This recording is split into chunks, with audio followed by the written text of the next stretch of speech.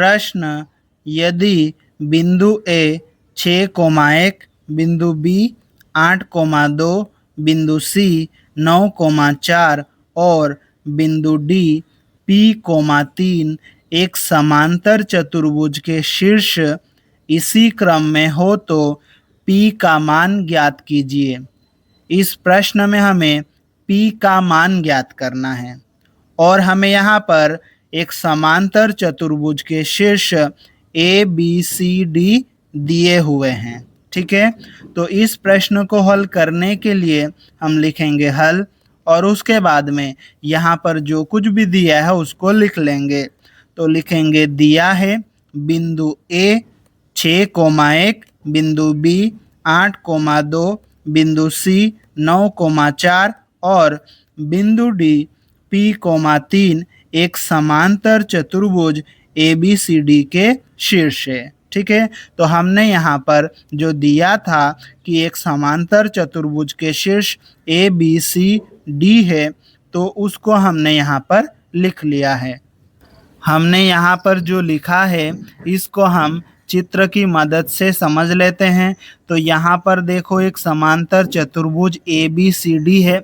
इसका पहला शीर्ष A जिसके निर्देशांक 6,1, दूसरा शीर्ष B जिसके निर्देशांक 8,2, तीसरा शीर्ष C जिसके निर्देशांक 9,4 और चौथा शीर्ष D जिसके निर्देशांक P,3 है।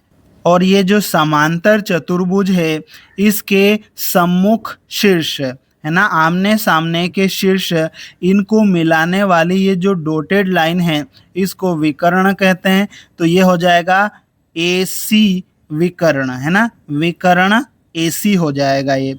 और इसी तरह से ये शीर्ष B, इसका सम्मुख शीर्ष D है, इसका सामने वाला शीर्ष D है।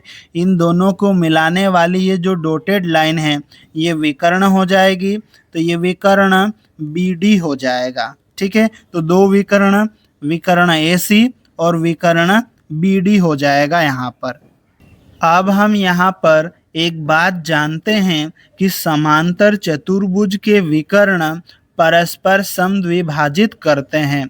मतलब ये समांतर चतुर्भुज का विकर्ण AC है और ये विकर्ण BD है, ये एक दूसरे को समद्विभाजित करते हैं, है ना, एक दूसरे को दो बराबर भागों में बांट देते हैं। ठीक है, तो इसको हम यहाँ पर लिख लेते हैं।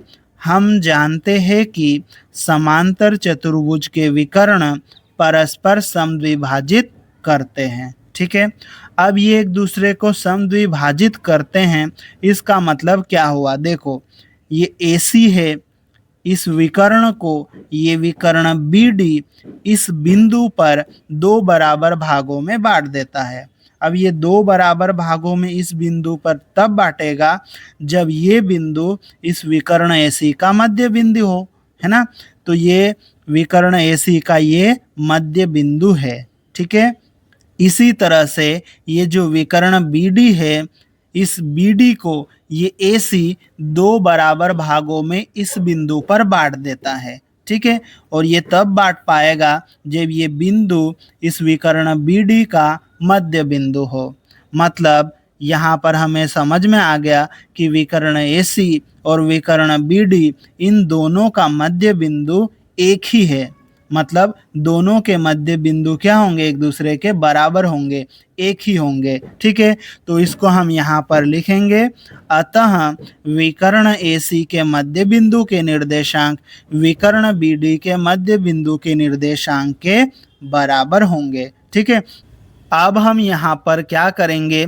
मध्य बिंदु के निर्देशांक ज्ञात करने का सूत्र लगाएंगे। ठीक है, और मध्य बिंदु के निर्देशांक ज्ञात करने का सूत्र होता है मध्य बिंदु के निर्देशांक बराबर x1 प्लस x2 बटे 2 कोमा y1 प्लस y2 बटे 2। ठीक है, तो अब हम सबसे पहले विकर्ण AC के मध्य बिंदु के निर्देशांक निकालेंगे।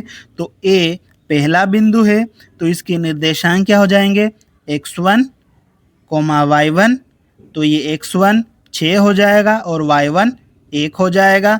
फिर C दूसरा बिंदु है तो इसके निर्देशांक x2 कोमा y2, तो x2 9 हो जाएगा और y2 4 हो जाएगा। ठीक है, तो यहाँ पर हम मान रख देते हैं।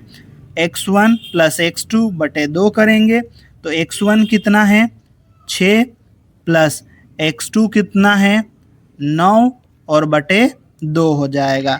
फिर कोमा लगाएंगे, फिर y1 प्लस y2 बटे 2, y1 कितना है 1 प्लस y2 कितना है 4 और बटे 2। इसी तरह से बी डी के मध्य बिंदु के निर्देशांक निकाल लेते हैं। तो बी पहला बिंदु हो जाएगा, इसके निर्देशांक x1 y1 होंगे तो x1 8 और y1 2 हो जाएगा। डी दूसरा बिंदु है, इसके निर्देशांक x2 y2 होंगे तो x2 p और y2 3 हो जाएगा। ठीक है, तो यहाँ मान रख देते हैं। x1 प्लस x2 का मान p बटे 2 y1 प्लस y2 3 और बटे 2 हो जाएगा। अब हम इसको आगे हल कर लेते हैं। तो देखो ये कोष्टक बनाएंगे हम। 6 प्लस 9 कितना हो जाएगा 15 बटे 2 1 प्लस 4 5 बटे 2 कोष्टक बंद, फिर बराबर का चिन्ह इधर आएगा। 8 प्लस p बटे 2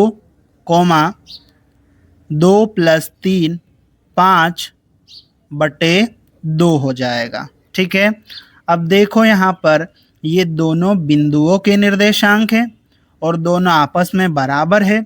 इसका मतलब x निर्देशांक आपस में बराबर होगा और y निर्देशांक आपस में बराबर होगा। ठीक है, अब हमें यहाँ पर p का मान निकालना है और p किस में है x निर्देशांक में है। ठीक है, तो हम क्या करेंगे दोनों बिंदुओं के x निर्देशांकों को आपस में बराबर रख देंगे। ठीक है, तो लिखेंगे अब है ना इसका x निर्देशांक 15 बटे 2 बराबर इसका x निर्देशांक 8 प्लस p बटे 2। ठीक है, अब हमें इसको हल करना है। तो देखो p का मान निकालना है, तो p के बटे में ये जो 2 है ना इसको पहले हम हटाएंगे। तो बराबर के उधर ये बटे में है, बराबर के इधर आएगा तो कहाँ जाएगा गुणा में। ठीक है, तो ये 15 बटे 2 इसके साथ में गुणा में 2 आ जाएगा। ठीक है, और बराबर के उधर 8 प्लस p। ठीक है, फिर ये 2 से ये 2 कट जाएगा। ठीक है, तो यहाँ पे क्या आ जाएगा 15 फिर बराबर 8 प्लस p। हमें यहाँ पर p का मान निकालना है, तो p के साथ में जो 8 है इसको भी हम बराबर के इधर लाएंगे। ठीक है, तो ये 15 ये बराबर का चिन्ह उधर p रह जाएगा, ये 8 उधर प्लस का था इधर आएगा तो माइनस का हो जाएगा। अब इसको आगे हल कर लेते हैं। तो देखो 15 में से 8 घटाएंगे तो कितना आएगा 7 और ये बराबर का चिन्ह और बराबर के उधर p है ना।